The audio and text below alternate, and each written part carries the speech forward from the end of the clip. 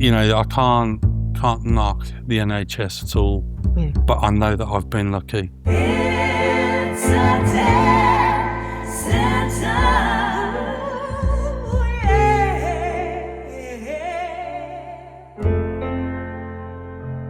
So welcome, Rob, to It's a Death Sentence, and thank you for being with us today. Thank you for making the journey here. Would you be happy to, for the sake of us and our listeners, you know, walk us through that journey? So where that first significant loss took place, who it was, and what came after that? Yeah, so I mean, the first thing of it was with my dad. So like me and my dad, my ambition my bucket list, my ultimate bucket list tick off was playing a band with my dad. I used to go and like watch him, you know, gigging, you know, and 14 years old at the Selly Park Tavern, you know, and, you know, that was what I wanted to do. When we moved to Spain, I got to do that a lot. You know, we gigged a lot together. And again, for our listeners, your dad was quite a prolific musician. Yeah. I mean, a lot of people. He was what we call a working musician his whole life, wasn't he? He was very well known in the Birmingham music scene. I mean, the amount of people who come up to me and said, "Oh, your dad sold me my first guitar," because he was in music shops, had his own music shops, and then he managed music shops, and that was just what he did. So he was pretty much everybody around that age. So your aspiration was to play with Dad? Yeah, that was it. I mean, because I wanted to be a musician, that's all I wanted to do, and I didn't know how I was going to get it. So that was one of the first things. When you see somebody up on stage, I remember going to watch my dad with, he was with Flying Doctors, that's with Jamie Little's dad, Curtis, the soul band. I remember going to watch support Little River Band at the Odeon, and I think I was about 8, 9, something like that. Maybe a bit old, I don't know, around about that age anyway. So that's what I wanted to do. And he was your idol, I suppose. Yeah, he was. He very complicated, my dad, in some respects. He had a lot of demons, drink mainly, which is what sort of the catalyst to... It's that environment, isn't it? Oh, yeah, it really is. They go hand in hand. Yeah, They and do. I mean, it's a little bit different now because obviously things like drink driving back then was just something they did, you know. Yeah. and so now things change, and I think a lot of musicians, that sort of the sex, drugs and rock and roll sort of thing is a bit of a myth anyway in some respects for normal working musicians. You know, they don't see... Actually, you're just quite poor, working really hard, and the people that come onto you are not attractive. That's more like what's happening, actually. Yeah. So it's, absolutely. And, but you are drunk throughout the whole thing, so that's great. Makes it slightly more entertaining. Oh, God. so anyway, so when I mean, my dad did drink an awful lot, and it was just part of what he did. And when he came back to the UK, he ended up having the Queen's Head opposite the police station in Redditch. So when I came back, I stayed there for a bit, and then I moved out. But his drinking had... Everybody I know has played there at some point, including me. And his drinking had got like, it was bad. He'd wake up in the morning, vodka in his tea and all that type of stuff. So then started trying to get him help and everything else. And then basically he did go sober for a while, for about a year, and then relapsed, and then it was just downhill from there.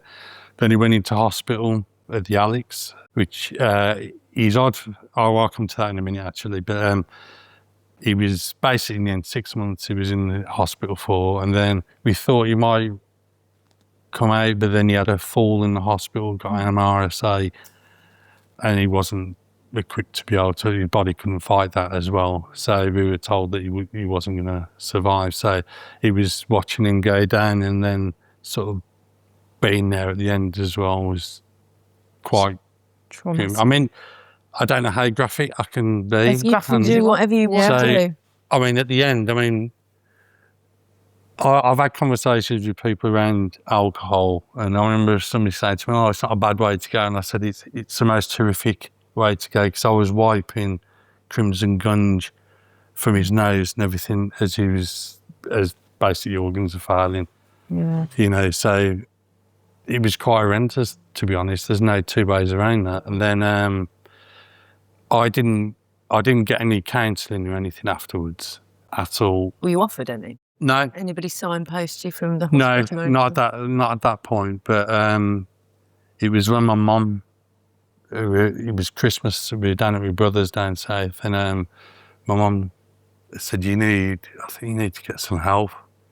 Did she notice a decline in your well-being? then? Massively, because I've always been one of these really irritating people who wakes up in the morning and he's just irritated. You know, some people take a while to wake up. I'm not. Yeah, you're just happy. Yeah, and I'm the annoys same. people. and I've always been a bit of a piss taker. I always think that life's too serious as it is to be serious when you don't have to be, if that makes sense. Absolutely. Love that. And she just saw the decline about my very short temper, no patience or anything else. Did you recognise the signs in yourself? Or I just felt awful. I just, and I didn't know really why. Or I sort of, when you look back, you can obviously see the signs. I think. Yeah, retrospectively, it's easy to look and go, "Oh, yeah, that was because of that." But I don't think that any of us always see grief and how it manifests at all. And when I went to see the doctor, and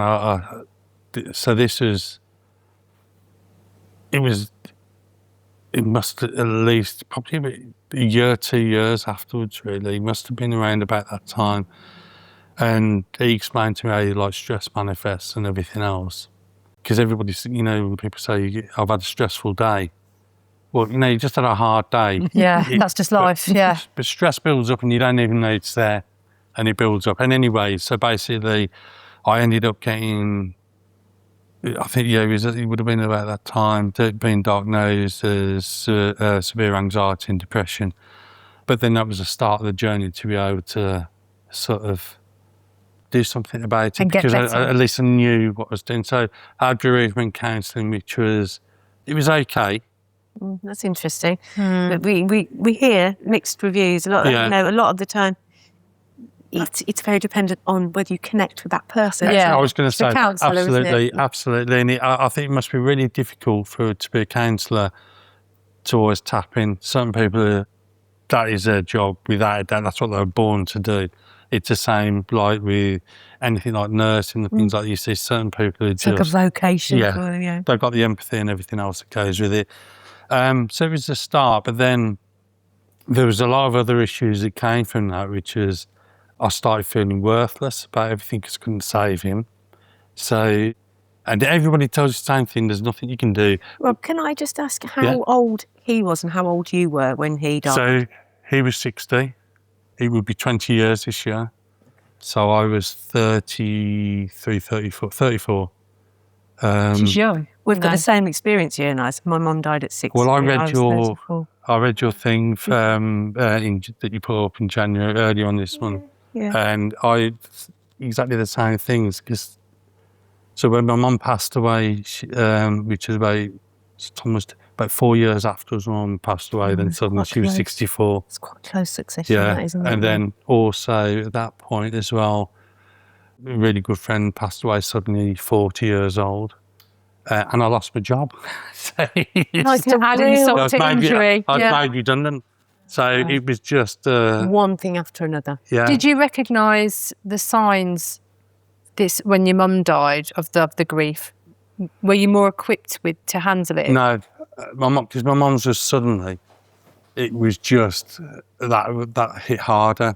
I think it hit harder with my dad because I didn't just lose my dad, I lost some of my best mates as well. Sorry if I get, even though it's going to be 20 years, it's something as well that I've heard you mention is that grief comes back in waves and sometimes it hits you. I find it much easier now, and I smile more than get upset about it, but it comes back because of those times where, and again, this is something you put, I feel that my son was robbed, and then Mum and Dad didn't get to see my brother's kids at all, and you just think... Everybody loses out. Yeah, and it's, so it is a bit... That's hard. That's some of the hardest things. So that was like the start of it, you know, and yeah, it's hard. It's hard to put everything into place and process it, and that's a bit that I struggled with. So I've had CBT therapy, ACT as well twice, which is the last one was brilliant. But then the last one was 1-to-1, and that was only a couple of years ago. What's ACT? Acceptance and committal therapy. I've never heard of that. have you? No. It's absolutely fantastic. So basically, they teach you how to accept that certain things are just as they are. They also teach you that all those things that you were saying, like for me, I'll send you a link to the video that we did when we were doing this, started doing this training for this road. And I felt worthless. I got to the point where I'd failed as a husband. I split up with my ex-wife, and it was difficult for her. It's difficult for her to understand, you know, not understanding that she understood obviously the loss, but the mental health side of it. I felt I'd failed as a dad and as a brother and a friend. You know, I shut away so many different things. And so what it teaches you to do is you look at all those things that you said on this, on that, you know, and then you look into, there's loads of different techniques to do. I can't obviously explain them all, but one of the things I took out of it, if you want to do something really well, what do you do? If you want to be good at something, what do you do?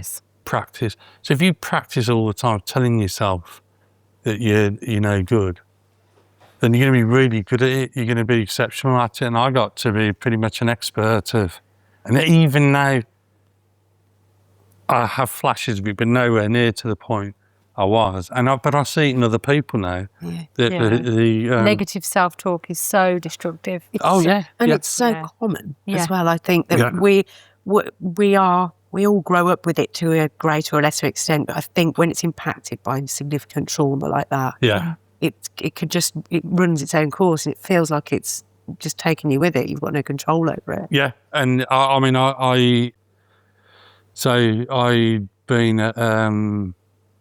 I've had to call the crisis team a couple of times. You're at the point where you sort of wanted to end it all. Yeah, yeah, absolutely. I used to think of the best way to do it. And it's just really difficult. It's really difficult. Who helped you at that point? I had a lot of people who were supportive. I was going to say, it's an incredibly long pause, that was. I'm trying to, because there's... I just wondered whether the crisis team, did they and help you? Crisis team, absolutely brilliant. Okay. I did get a lot of support off family and things like that, but in those moments, crisis team were brilliant. And when I remember there's a couple of times that I've been signed off, and every time I was living in Starbridge on the last time, I rang them up. I ran the crisis team, and I said, try and get an appointment with your doctor as soon as you can. I rang them and I said, it's going to be a week. So I ran the crisis team back, so I was like a bit panicking then. I said, leave it with us. And then I had an appointment within like an hour to go up soon. So I've been really, really lucky. That's really good. Because a lot of people's experiences are not the same. Exactly. And so I feel I've, I can't knock the NHS at all, but I know that I've been lucky because I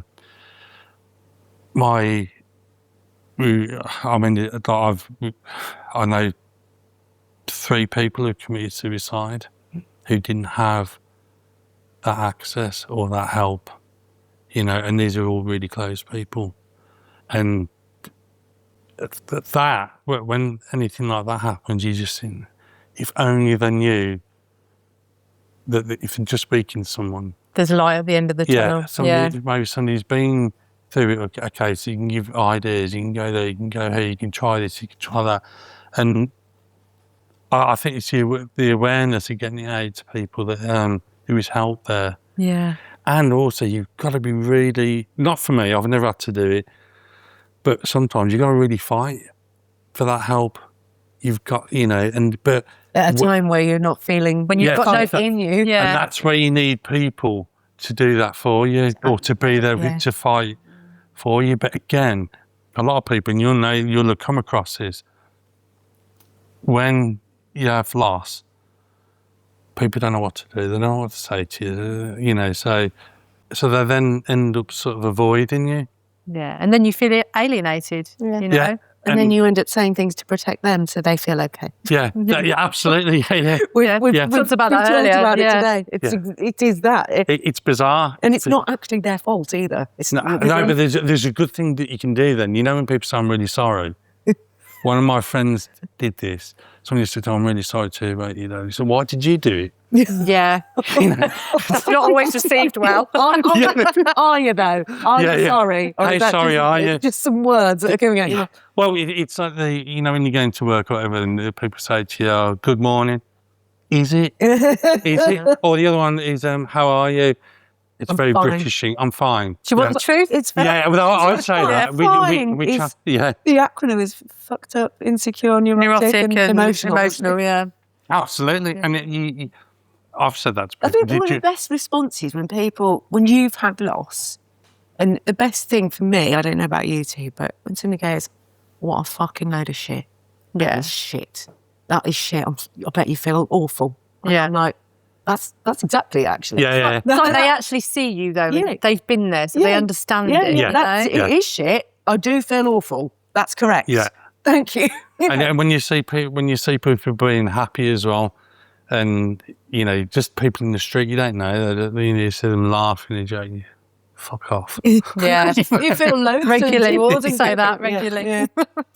I mean, like mental health is such a massive, massive issue anyway in the UK, and we did an men's episode mental about health. men's mental health's massive. We did a thing about suicide. I did a run last year, didn't I? I did 5K a day in May for suicide awareness. We've had people that we've lost We've both lost. to suicide, and it's horrendous. That's why we feel, and I don't know how you feel about it, but something like this, a podcast where people are actually talking about the truth. Yeah, How they absolutely. really feel, and not what they think they should say, but what they genuinely feel Yeah, is so important. it's been open. It's just been really open, and it's also really good. It's good for me. Yeah, it's upsetting, obviously, because all those emotions come flying back. But if you try, when we did the video for the road, we all just the three of us that were left in the team just said, let's just do it. With the people who were doing the filming agreed as well, we're just going to do it, and then that tidy up stuff afterwards, and just check with us if stuff wanted to be left in. All mine was left in because I didn't. There's no point talking about it from my point of view, not for everybody, unless you're going to be totally open. But for some people, again, it's not everybody deals with it differently, don't they? So if somebody doesn't want to open up, that's fine as well. But and again, you get different insights then. And then people say, well, actually, it's all right to be like that. Some people can be very closed off.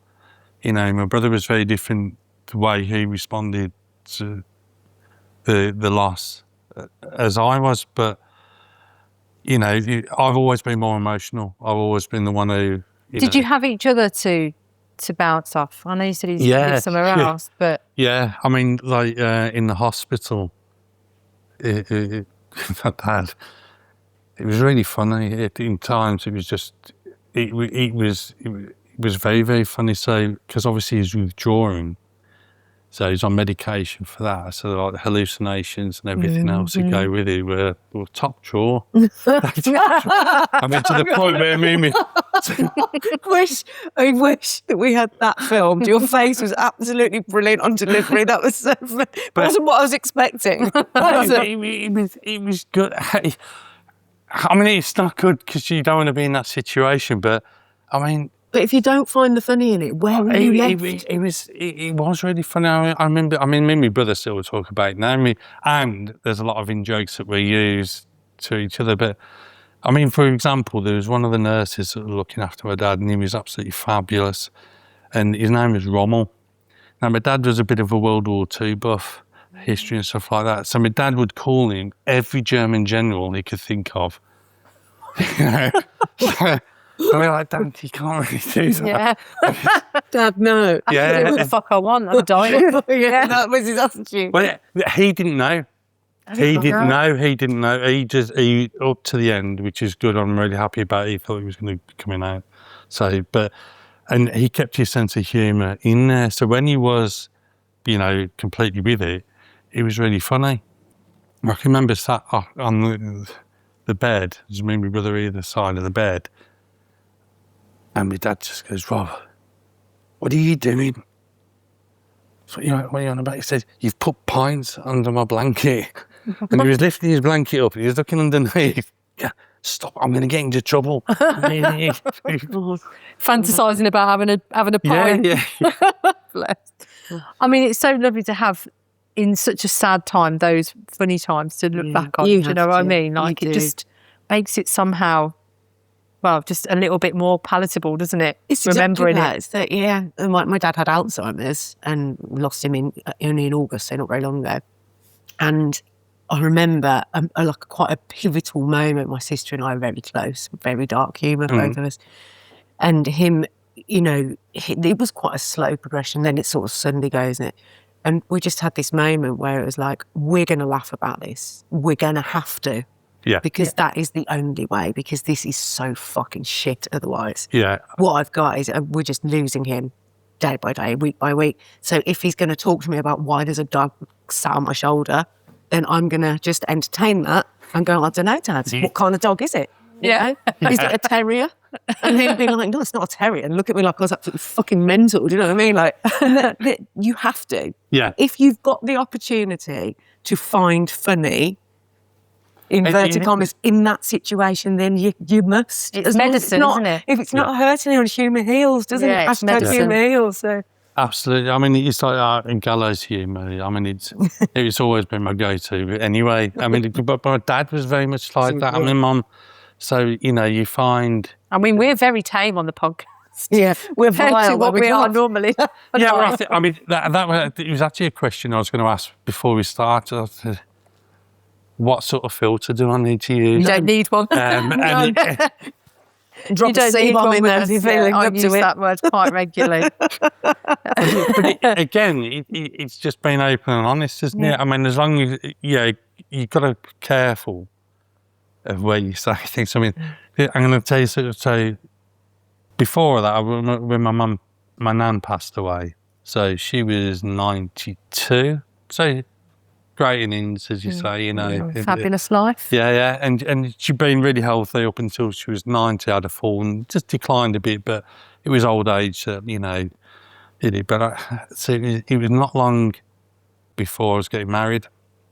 And I was fine at the funeral until they said that she was wearing the dress she was going to wear to the wedding. Then that got me then.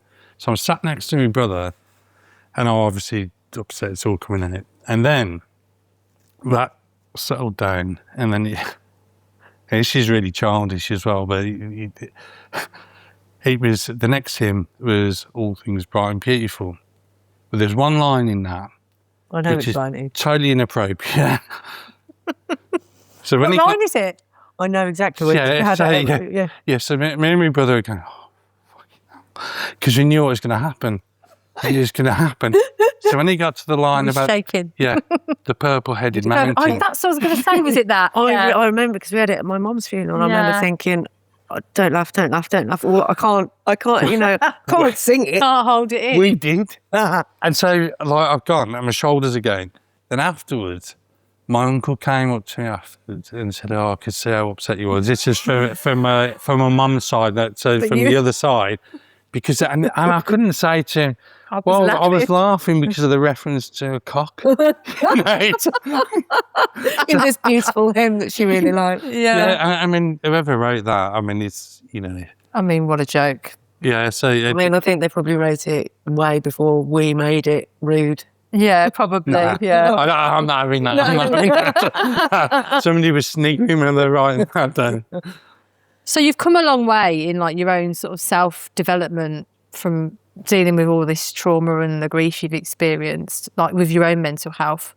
So what's the first thing you think about now when you think about death? Do you view it in a different way? It's really difficult. I mean, so only a few years back, again, which is one of the hardest ones it's been so far. There's a mate of mine, there's a bass player in the band who passed away, well, he died, but it was all so quick because he'd been feeling ill, and then within a short space of time he'd passed away, and he got a really aggressive form of leukemia. Now, I got really close to him, and again, this is I'd got auditioned for this band and got the gig, and he was just such a lovely bloke, just the most laid back, one of the most laid back people I've ever met, but always very wise. He was about 12 years older than me, but we just clicked straight away. And he got a lovely family, absolutely doted on his daughters and his wife, and then his first grandchild came along, and everything was like sort of perfect. And then that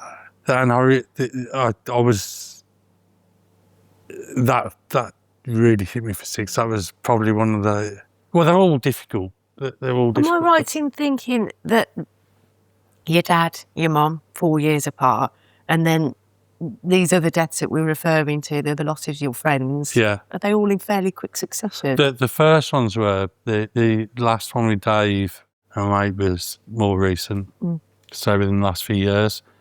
But he was like, when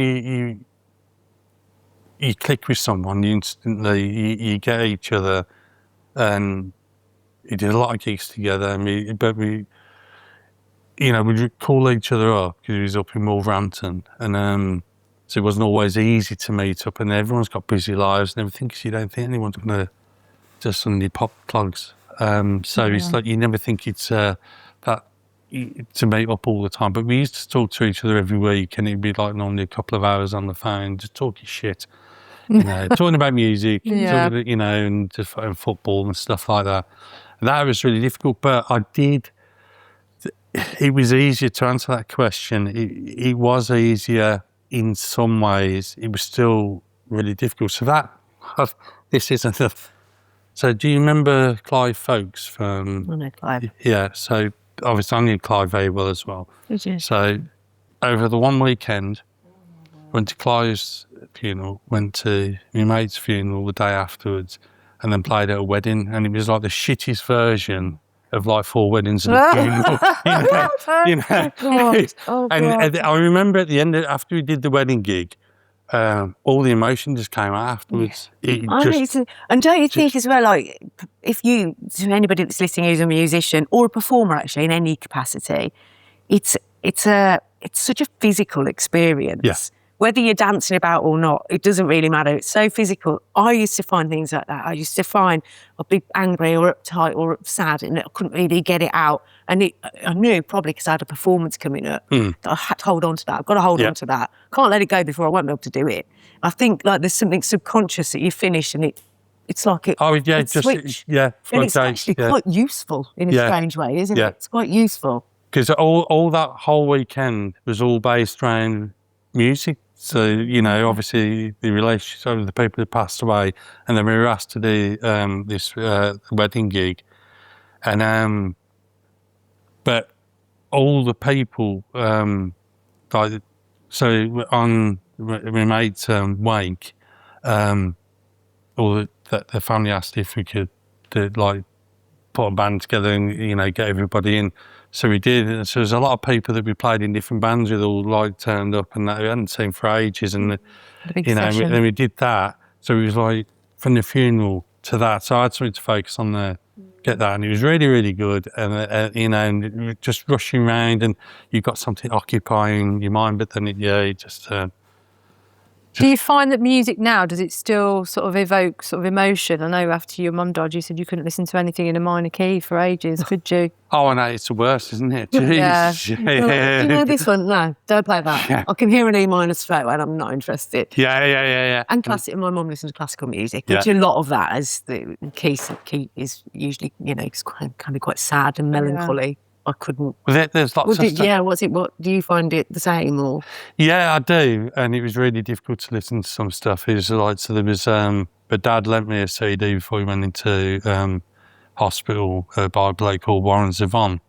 So he did like Werewolves of London, different stuff. It's like, and he'd worked with everybody in the States, and this album was brilliant. There's one track. This before my dad had passed away, and I can't remember the name of the song, but the guy he did his last album. He was dying. He got cancer, and all these different people played on it. And there was one song on there about just why you're doing different things. Just think. I mean, it was all just things around the house and everything. It was a really nice song and everything. And that song, just I listen to it now, and it's very different. It's very different because it's. I mean, obviously, I do think of my mum and dad an awful lot. You don't. That never stops. No, and it doesn't, does it? No, it doesn't. But one thing after time, though, which is good, I think. So when, especially like with Facebook and stuff like that, every time the anniversaries come around, you always put up a post and things like that. And I remember missing last year, and I felt bad for about 2 minutes because I thought, well, you don't have to keep doing that. It doesn't have to be a thing. So like when we did, just moving again, when we did the Dead Leg thing, I'd already registered the domain name because I was going to do a thing about my dad, and have all the different clips and everything, all the stuff with the bands and everything. And then I thought that just sounds like the equivalent of like having a shrine in your like cupboard type of thing. So I thought it's probably not good, but I had the name for it. But so you sort of move on, and sometimes it's not. If you don't think about them for a couple of days, it's not a bad thing. No. Yeah. And it's your brain a rest. Yeah, because there's just there's too much. There's enough stuff going on in normal day-to-day stuff because you've got to get crack on with everything else. So how have you managed to come from that to where you are now? I know you've talked about having mental health issues and having support through it. Is it something that you've had to continue down that path? Are you having regular support, or is that sort of that chapter complete and you've done your self-growing and all the rest of it? Or are you of the opinion that is a continuous journey now? It always will be. I certainly never ever tried this. I tried coming off the medication by myself, which is just a no-no. So if anyone is ever thinking about doing that, don't do that. Speak to your doctor. So, I mean, if you can find a doctor who's good, supportive and everything. Again, I've been lucky with different GPs I've been to. I'm on medication, and I only recently changed my medication because I found out the one I was on before actually causes weight gain when I was trying to lose weight, which wasn't, just pissed me off.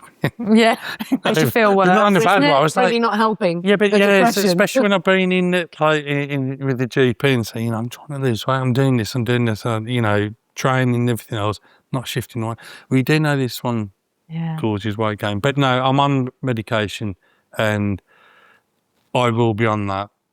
Well, I think, I've got no intention of coming off it because I know what I'm like if I'm off it. Mm-hmm. And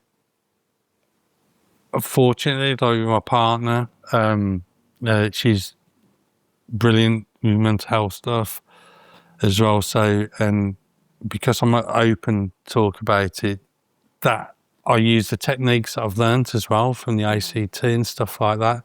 If you can just pick out bits and that help you, that work. That's good because a lot of men find it very difficult. I mean, we said earlier, men's mental health can be. We're having tough. A few more men reach out and contact us, which is really reassuring. It's nice to hear the grief story from a male point of view, isn't it, as well, which is different. Well, did you, if you don't mind me asking, so when we talk about, mental health, we're talking about your mental health after losing significant people in your life. Did you ever suffer with your mental health before then? Do you know what? I think I probably did, but it wasn't to the point where it affected everything. I think the way when I look back, the way I used to deal with certain situations sort of does point to that. And it was something I did, like, talked about with my brother a couple of years back, like with my dad.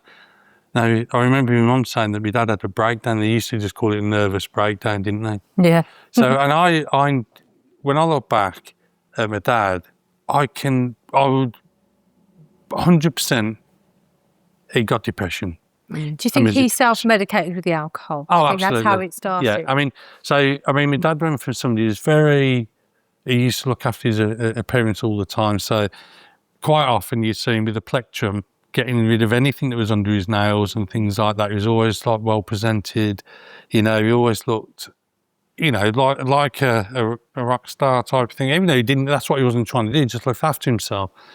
And that all declined. That all declined. And then when, I will say this because there's so much stuff in the background I can go into, but he's probably not great to have on the podcast. There's a lot of stuff that was going on behind the scenes with different people, the woman that my dad married, and stuff like that.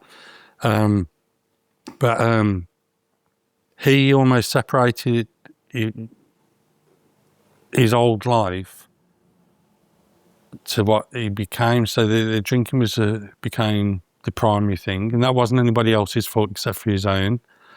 But as you well know, if you're in a relationship, whether you're married or not, doesn't mean anything in that way. But you've got to be supportive to each other. And if you could see somebody's on a road to destruction, you should really be trying to help them out, and that didn't really happen. And I remember the one time I was at the pub at the Queen's Head, and we were talking about music. So we were trying to sort something out, and he said, "Oh, that was his old life." And anybody, it's like saying to an artist, like a painter, or anybody who's in the arts or anything like that, you can't stop what you do. You might not go out and perform as a musician anymore. It's making it irrelevant, isn't it? But That's not relevant music's anymore. still a massive part of what you do. So Defined a lot of your so quite often, my dad was always like pretty much have a guitar somewhere around and then pick it up and play. That was just part of who he was. He wasn't, that was his job. That's just, that's who you are. So, and then if you take that out of someone, something that is them, then what have you got left? You wonder whether it leaves a void of some sort, which they don't. Absolutely. And that in itself is a form of bereavement, because you've just lost, but it's you. You've lost a huge part of yourself. And it's a very difficult one. So I stopped playing for a bit when my son was younger, just because of the practicalities of it. Then I started playing, went back into it as he got a bit older. And I can't think of not having that. That's always my go-to. Whether happy, angry, or whatever, picking up the guitar just allows you to switch off. And when we go out and gig, a lot of the time the last couple of years there's been mainly as a duo, and then sometimes we pull the band together. If you got a band gig, you just get whoever's available. And bizarrely, the people that we're getting now, the people I used to go and watch playing in my dad's band. So there's the people that I was like, wow. In awe of. Yeah. Yeah. You're not paying their wage. Yeah, and it's really bizarre. And funny, going back to the self-worth thing, so the guy who do the duo with and that, very lucky, and you'll know this, because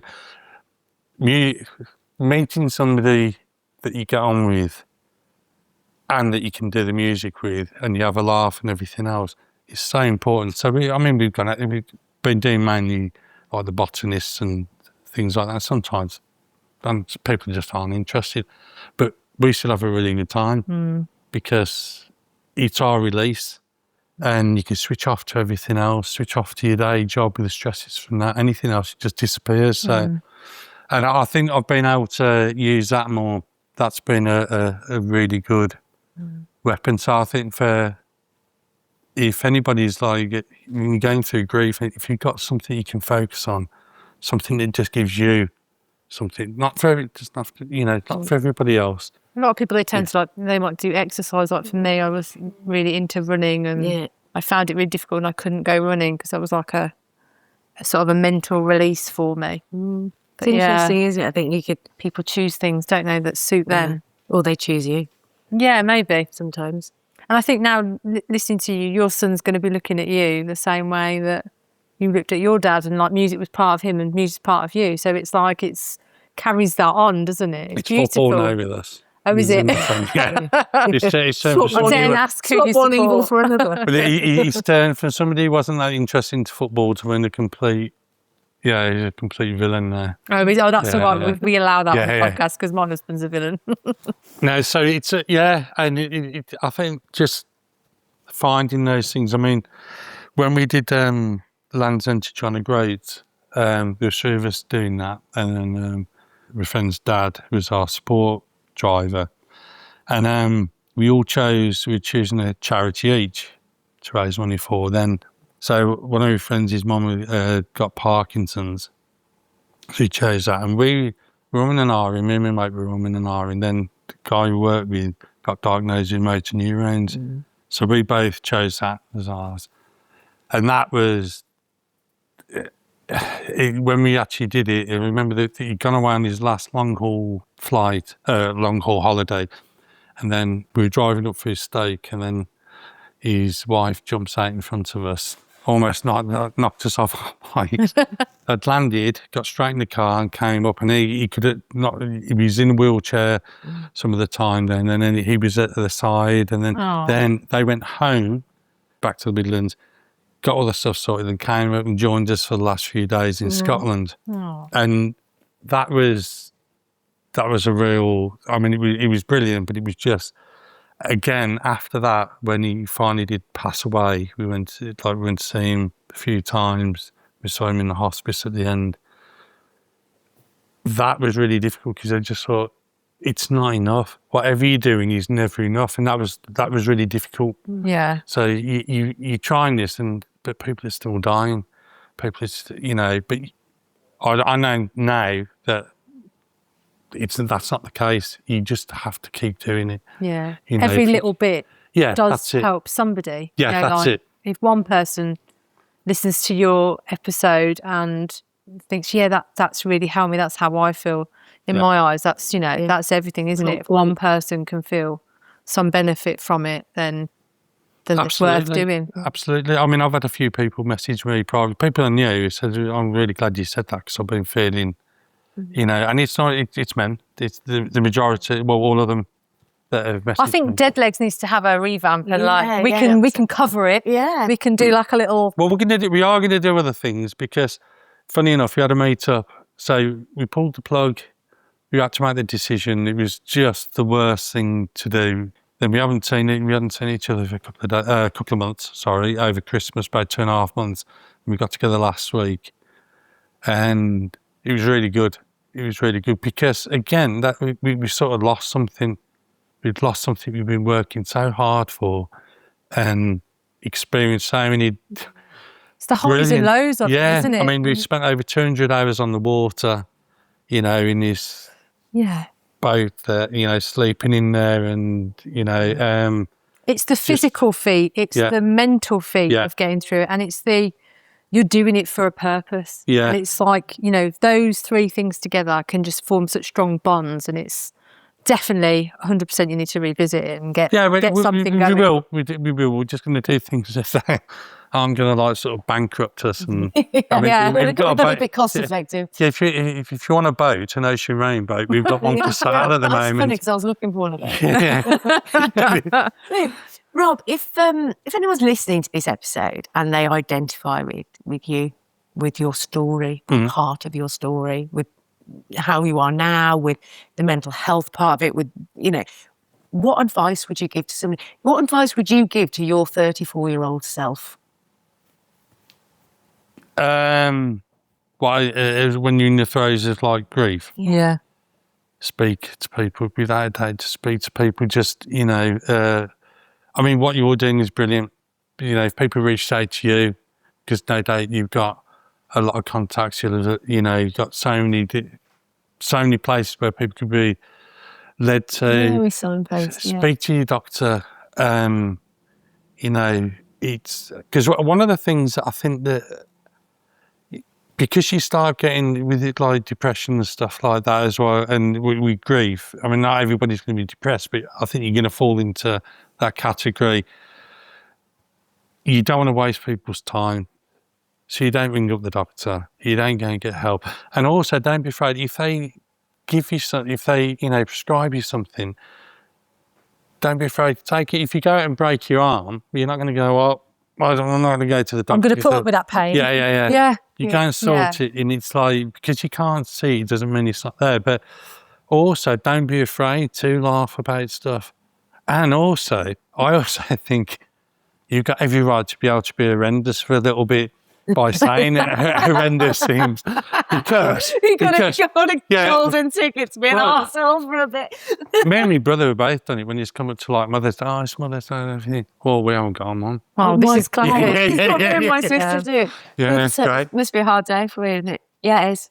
Yeah, and what me and my brother would say this is so, and he said, to make it worse, we haven't got a mum, but when the kids are younger and everything, you're having to do all the jobs I'm meant to be doing, like making the breakfast in bed and everything else and sorting everything. It's like, it's your mum. Yeah. You and James our friend James, they often joke about being in the no parent club, the dead parent club. Oh yeah, orphans. Me and my brother are orphans now. Yeah. I said it to my sister. I was like, I know that I'm 43, but can I still be an orphan? She's like, yeah, 100%. Other people said to me, I don't think it works like that. I'm like, it actually does, because there's never a time that you don't need to reach out to your parents. And there is never a time that you don't need. Love my dad's advice on that now. Yeah, I'd love to hear his lovely soulful tones or my mum's erratic mania. All of the two. I'd love to hear that now, and I'm not going to, and I can't reach out. So yeah, that's really difficult. That is one of the hardest bits to get your head round, because just being able to ring up your mum and just like talk to her about something and just have that outlet. But I think the one thing is that like me and my brother definitely become a lot closer, even though we were really close. Me and my brother were born, but 2 years older than me, but we were born on the same day. So we pretty much shared everything growing up. So and we are very, very close. I mean, he's a bit rough. This last year was rough because he'd been diagnosed with a brain tumour as well. Fortunately, he's had the op and everything else, and everything's brilliant. But I was just at the point thinking, not him as well. Yeah. I'm going to just lose everything, It's and it's all the things that have just been a constant in your life. And when they're just whipped away, you're like, well, And it can happen so quickly. I mean, we've loved talking to you today, but I hope you don't mind me sharing with everybody. When you sent a message to us on the podcast, you put it so beautifully at the end. You put, learning to accept loss is a priceless gift. And I thought that was just so beautifully put. Yeah. Beautiful. It is, because it comes back to the acceptance. But everybody's situation is unique, different. You don't but if you can learn to accept it, I mean, I am now the irritating person waking up in the morning again, so it took me 20 odd years to get come back full to that circle. bit. Yeah. And, and it changes you forever though, doesn't it? It does. Like that. And you see, I think eventually when you get to it, you do become more tolerant of a lot of things, but you also, at the same time, don't suffer fools as well. That's one thing and no judgment for people, If people want to grieve like that, that's how they find the funny bits of it. I'll just tell you one thing, because it's just the thing that I always think about that makes me laugh. So my dad's funeral was at Redditch Creme. So there was, when we pulled up, there was just people lying down, and most of them lying down the you know, the route on the way in. driveway, yeah. So, like Steve Gibbons was there, and all these other people that look as though they've been just dug up the day. You know, these really old rockers. And afterwards, you know, when you come out and you got to like, people come up to you saying, you're sorry for your loss and everything else. And my brother was stood there. Then we were chatting to one of my dad's mates who we'd known since we were tiny. And we were talking away about stuff. And then we started actually then talking about music. And my brother then got a little bit disinterested and just wandered off. So I was talking to him for a bit longer. And then after I finished talking to him, I looked over and my brother's stood over inside where they put all the flowers out and everything. And he stood there looking down at the flowers. And you could see he was just like really deep in thought. So I walked over to him and said, "You all right?" And he said, "Yeah." He said, "It's just looking at all these flowers. He just brings it home to you." And I said, "Yeah, he does." I said, "Dad's flowers are over there."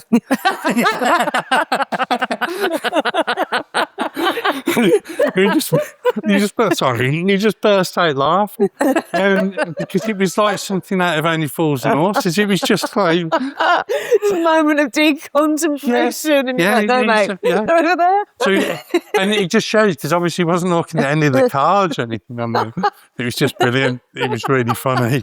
Oh, that is awesome. What an awesome note to end it brilliant. on. Thank you so much, Rob, for being with us today. No, thank you for very much. sharing Yeah, so we've much loved about it. your life. Thank you, dear listeners, for tuning in to It's a Death Sentence. Please keep listening to our weekly episodes. And if you like our show, please like, share and subscribe. We are dying to talk to you.